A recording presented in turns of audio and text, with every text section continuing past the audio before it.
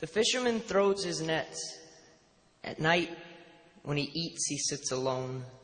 His plate round as the moon, he lights one candle on his table. He cuts the fish with his fork and his knife, peeling back its skin like a bed sheet. Most mornings he wakes before the sun. For the fish, they don't sleep long. On some nights when he has been drinking heavily, he goes down to the rocks and he reads to the fish.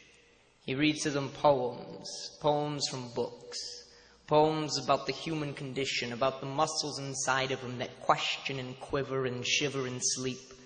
Bottle in one hand, book in the other, books clutching poems like they were their mother, too afraid to let their children out into the soft fear of the electric night, and he was the wild one to show them this world. His mother will never hold him like that again, he thinks. I am too big.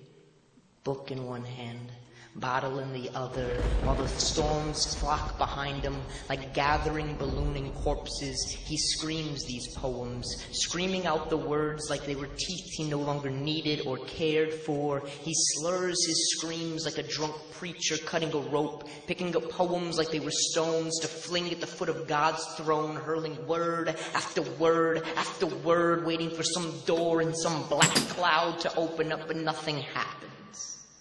The rain falls, the waves swing, and the fish sleep and awake and sleep and awaken again and again in the rocking of the ocean. He stands above them like a Noah surrounded by bucket after overflowing bucket, and all he has left to catch this wet lightning is this open mouth. So he reads to them. He reads to them about things none of them will ever see, about flowers opening, about birds as large as cliffs holding heroes between their silver wings, carrying these warriors into the open grace of the gods, and a mighty providence this fisherman stands inside of, their shields and shoulders polished hard enough to blind the sun right back. He empties himself, and the waves swing.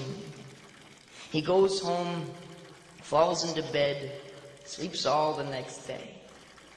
Night comes through his window like a dream, like a fever, like a mother to hold him close to her. He wakes inside of her arms, goes to his kitchen, lights his candle, cooks his audience, and peels back its skin like a bedsheet before crawling inside.